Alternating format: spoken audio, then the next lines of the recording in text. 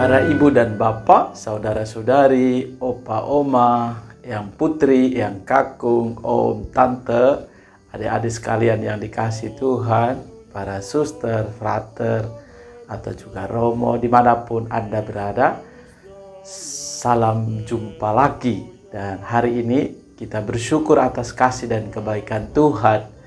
Nah, saya secara pribadi bersyukur banyak saudara-saudari yang tentu boleh menimba inspirasi dari hal-hal kecil dan sederhana yang saya bagikan. Kiranya ini berkenan membantu kita untuk semakin merenungkan hidup kita.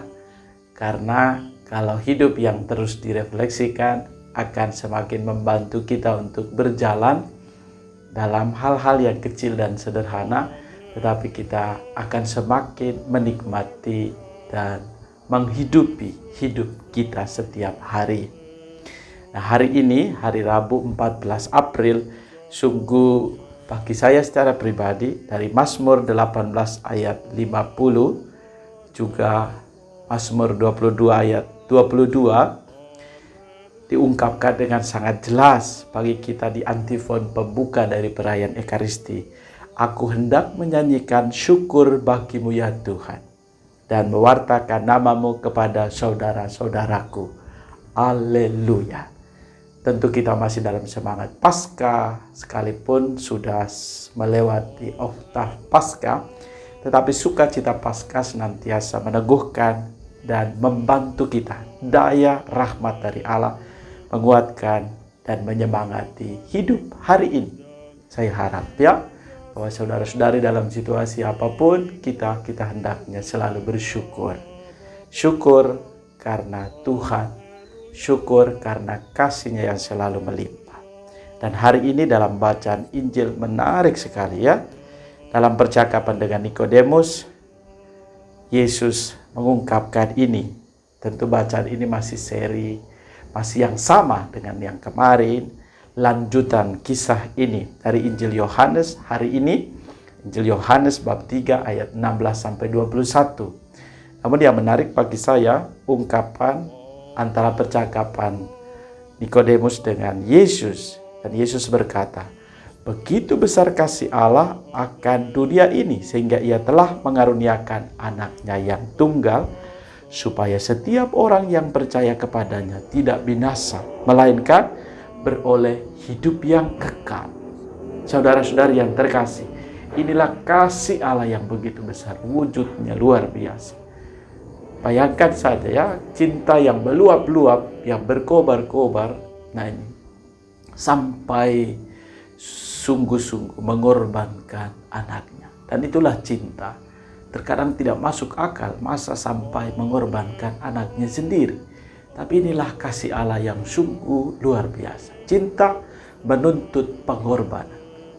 Dan apa yang boleh kita lakukan? Pengorbanan yang kecil-kecil dan sederhana yang setiap kali kita lakukan. Bukan hanya soal korban perasaan saja, tetapi lebih dari itu adalah kita melakukan pengorbanan demi keselamatan orang lain. Allah memberikan teladan itu. Allah berkorban. Kalau ia mau dengan Yesus sendiri, lalu bertakhta dalam kerajaan surga. Tetapi karena kasih-Nya yang meluap-luap, ia mengutus Yesus putranya yang tunggal, satu-satunya untuk menyelamatkan kita. Dan itulah wujud pengorbanan Allah. Dan bagi kita, sungguh luar biasa.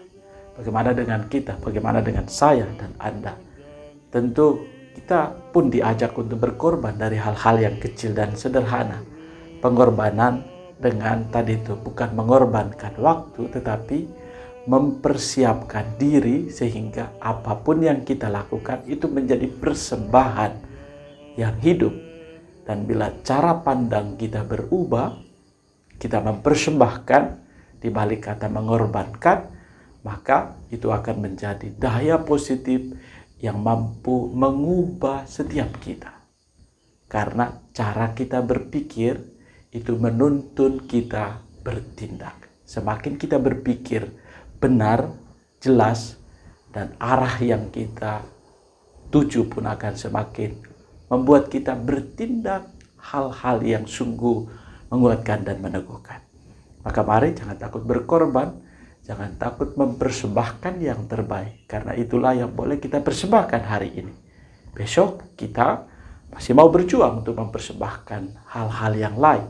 Namun hari ini kita boleh belajar kasih Allah. Yesus adalah bukti kasih Allah. Dan kita mau belajar dari Allah sendiri dan mengikuti teladannya. Tentu butuh pengorbanan, butuh perjuangan, butuh daya yang besar. Maka kita mohon agar Roh Allah sendiri, Roh Kudus sendiri menuntun dan menyertai kita. Allah yang penuh kasih, anugerahkanlah berkat-Mu untuk saudara-saudariku yang hari ini merayakan hari ulang tahun kelahiran, juga ulang tahun perkawinan. Semoga Engkau senantiasa mendamping dan menyertai mereka. Doakan juga kami agar kami boleh semakin merasakan kasih dan boleh semakin mendengarkan suara hati kami agar mampu berjalan sesuai dengan tuntunan Roh Kudus-Mu. Kami juga berdoa untuk saudara-saudari kami yang masih dalam proses pemulihan karena bencana alam yang terjadi di NTT. Juga siapa saja yang terpapar virus corona, semoga Engkau mendampingi dalam proses penyembuhan mereka. Semoga kasih setiamu dari hari ke hari mampu kami rasakan. Dan kami boleh belajar untuk menjadi pribadi yang semakin rendah hati, belajar dari kasih-Mu sendiri. Ini semua kami mohon demi Kristus Tuhan dan pengantara kami. Tuhan menganugerahkan berkat bagimu, keluarga dan komunitas, juga dalam proses pemulihan hidup kita hari ini, dalam nama Bapa dan Putra dan Roh Kudus. Amin.